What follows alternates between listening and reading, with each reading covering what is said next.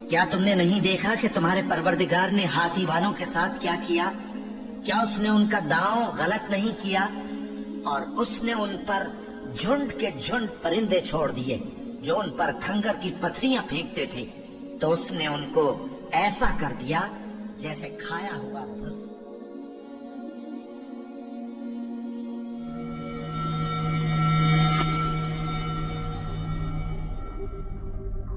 ابرہا governor یعنی حاکم تھا یمن کے شاہ حبشہ نجاشی کی طرف سے۔ یہ وہ نجاشی نہیں تھا جس کے پاس نبی صلی اللہ علیہ وآلہ وسلم کے صحابہ کرام نے ہجرت کی، بلکہ اس کے والد نجاشی نے یمن کا کچھ حصہ فتح کیا ہوا تھا، جو اس نے اپنا حاکم بھیجا ہوا تھا جس کا نام ابرہا تھا۔ ابرہا نجاشی کا حاکم تھا یمن میں، اور وہ دیکھتا ہے کہ ہر سال اس کے لوگ شمال کی طرف جاتے ہیں، تو وہ پوچھتا تم لوگ کہاں جا رہے ہو؟ لوگ کہتے ہیں ہم حج پہ جا رہے ہیں، ہم حج پہ جا رہے ہیں۔ وہ کہتا کیوں، وہاں کیا ہے؟ لوگ کہتے وہاں اللہ کا گھر کعبہ ہے۔ تو وہ کہتا میں تمہارے لیے گھر بناؤں گا جو تمہارے گھر کعبہ سے کہیں زیادہ بہتر ہوگا، اور تمہیں حج کے لیے یہیں آنا ہوگا۔ تو وہ ایک بہت بڑا گرجا گھر یعنی کلیسیا تعمیر کرواتا ہے یمن کے شہر صنعاء میں، کیونکہ وہ عیسائی تھا۔ تعمیر کروانے کے بعد وہ عیسائیوں کا سب سے بڑا گرجا گھر بن گیا جزیرہ نما عرب میں۔ وہ کہتا تھا تم سب کو یہیں آنا ہوگا شمال میں کعبہ جانے کی بجائے۔ وہ چاہتا تھا کہ وہاں لوگوں کا میلہ لگ جائے بہت سی وجوہات کی بنا پر، وہاں عبادت کرنے کے لیے، کاروباری وجوہات کی بنا پر۔ اگلے سال جب یمن کے لوگ پھر سے حج کرنے کے لیے کعبہ چلے گئے تو اس کو بہت غصہ آیا، اور غصے میں آ کے اس نے قسم کھائی کہ میں یہ گھر ہی ڈھا دوں گا، لہٰذا لوگ ضرور میرے گھر آئیں گے۔ اس نے کہا کوئی مسئلہ نہیں، میرے پاس ایک ہاتھی ہے، ایک بڑا ہاتھی، ہم ہاتھی کو لے جائیں گے اور اپنی فوجوں کے ساتھ آگے بڑھیں گے۔ اس لیے وہ اپنی فوج کو جمع کرتا ہے، کیونکہ وہ حبشہ سے تھے لہٰذا ان کے پاس ہاتھی تھا، ورنہ جزیرہ نما عرب میں ہاتھی قدرتی جانور کی حیثیت سے نہیں رہتے تھے، لیکن کیونکہ وہ افریقہ سے تھے لہٰذا اس کے پاس ایک ہاتھی تھا، اور وہ ہاتھی کو جنگ کی تربیت دینے سے واقف تھے۔ اور جب وہ کعبہ کی طرف روانہ ہوا اپنی فوج کے ساتھ، جس میں کچھ کہتے ہیں تقریباً 8 ہاتھی تھے اور کچھ کہتے ہیں تقریباً 20 ہاتھی تھے، بیشتر روایات کہتی ہیں وہاں صرف ایک بڑا ہاتھی تھا، باقی عام اونٹ وغیرہ تھے۔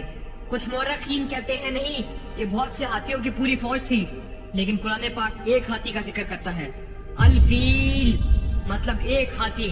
تو اصحاب فیل یعنی ہاتھی والے لوگ، بڑا بہت بڑا ہاتھی، اور وہاں فوجیں تھی جو ہاتھی کے ساتھ آئی تھی۔ اور یہ بھی کہا جاتا ہے کہ اس نے کعبہ جانے کے لیے ایک عرب دورہ رہنما رکھا تھا۔ انہوں نے مکہ المکرمہ کی طرف چڑھائی شروع کی۔ جب وہ طائف کے قریب پہنچے تو وہ ایک قاصد بھیجتے ہیں کہ جاؤ سید یعنی اہل مکہ کے سردار کے پاس اور انہیں کہو ہم لڑنا نہیں چاہتے، ہم آ رہے ہیں، ہم کعبہ کو ڈھائیں گے اور واپس لوٹ جائیں گے۔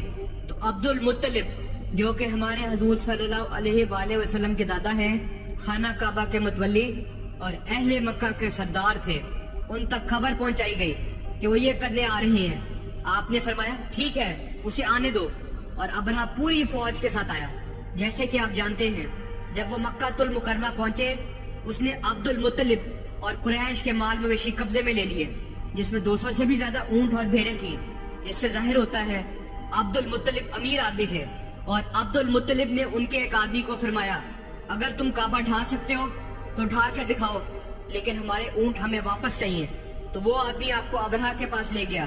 عبد المطلب کی زبردست شخصیت تھی، آپ بہت روبدار اور نہایت جسیم و باشکوہ آدمی تھے۔ آپ اتنی روبدار شخصیت کے مالک تھے کہ آپ کو دیکھتے ہی پتہ چل جاتا کہ آپ سردار ہیں، لہٰذا کہا جاتا ہے آپ خیمے میں داخل ہوئے تو ابرہا آپ سے متاثر ہو گیا، اتنے جسیم اور خوبرو۔ وہ آپ کی تعظیم میں اپنی کرسی سے کھڑا ہو گیا۔ وہ آپ سے کہتا ہے مجھے آپ سے کوئی مسئلہ نہیں، آپ بس شہر سے چلے جائیں اور میں آپ کے گھر کو ڈھا دوں گا، اور مجھے تم لوگوں سے کوئی مسئلہ نہیں، ذاتی کچھ بھی نہیں ہے، میں صرف آپ کی عبادت گاہ کو ڈھانا چاہتا ہوں۔ پھر عبد المطلب نے فرمایا میں آپ سے گھر کے بارے میں بات کرنے نہیں آیا ہوں، میں آپ سے کعبہ کے بارے میں بات کرنے نہیں آیا، میں آپ سے اپنے اونٹوں کے بارے میں بات کرنے آیا ہوں۔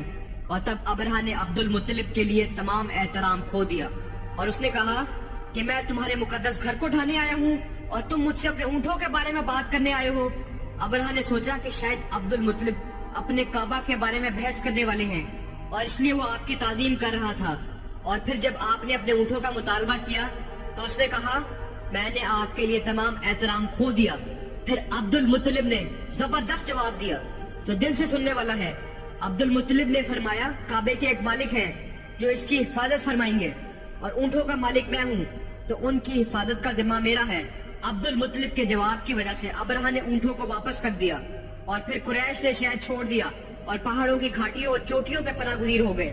بہت دعا کرنے کے بعد عبد المطلب کعبہ کا طواف کرتے ہیں۔ اس کے بعد عبد المطلب کعبے کا دروازہ پکڑ کر اللہ سے التجا کر رہے ہیں کہ او اللہ، ہم اس فوج سے نہیں لڑ سکتے، وہ ہمارے سے بہت مضبوط ہیں، ان کے پاس ہاتھی ہے اور ہزاروں آدمی ہیں، آپ ہماری مدد کریں، آپ اس کی حفاظت فرمائیں۔ پھر یہ لوگ کعبہ کی طرف بڑھنے لگے۔ ہاتھی نے مزید چلنے سے انکار کر دیا، ہاتھی رک گیا۔ حیران کن بات ہے، انہوں نے اسے مارنا شروع کیا، ہاتھی مزید نہیں چلا۔ انہوں نے جب اس کا رخ موڑ کے اسے پیٹا، وہ بھاگ گیا۔ جب انہوں نے اسے روکا اور اس کا رخ موڑا تو وہ پھر سے رک گیا۔ سبحان اللہ، کس نے روکا اسے؟ اللہ سبحانہ و تعالیٰ نے۔ وہ بحث کر رہے تھے کہ کیا کریں، اتنے میں پرندے آ گئے۔ وہ دیکھتے ہیں پرندے جو پتہ نہیں آسمان میں کہاں سے آئے۔ ان پرندوں میں سے ہر ایک کے پاس 3 کنکر کی پتھریاں تھیں۔ ہر کنکر کی پتھری بہت چھوٹی تھی، چھوٹی چھوٹی کنکریاں مٹی سے بنی ہوئی، اور بہت اونچائیوں سے جب ابابیل کے اس لشکر نے ابرہہ کی فوجوں پہ زور سے سنگ باری کی اور کنکریاں اتنی زور سے نیچے آئیں۔ آج ہم گریوٹی کے بارے میں پڑھتے ہیں اور بے شمار چیزوں کے بارے میں۔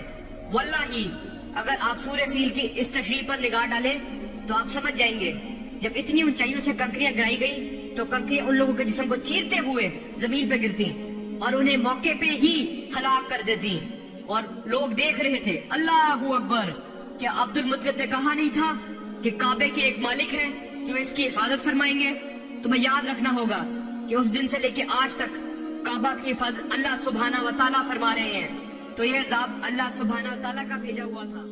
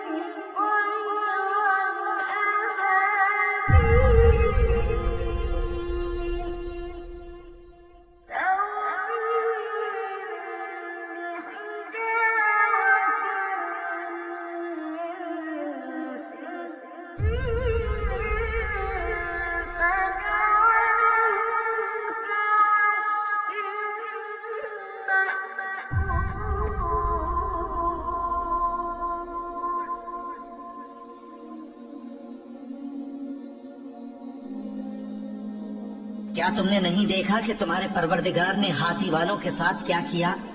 کیا اس نے ان کا داؤں غلط نہیں کیا؟ اور اس نے ان پر جھنڈ کے جھنڈ پرندے چھوڑ دیے جو ان پر کھنگر کی پتھریاں پھینکتے تھے، تو اس نے ان کو ایسا کر دیا جیسے کھایا ہوا بھس۔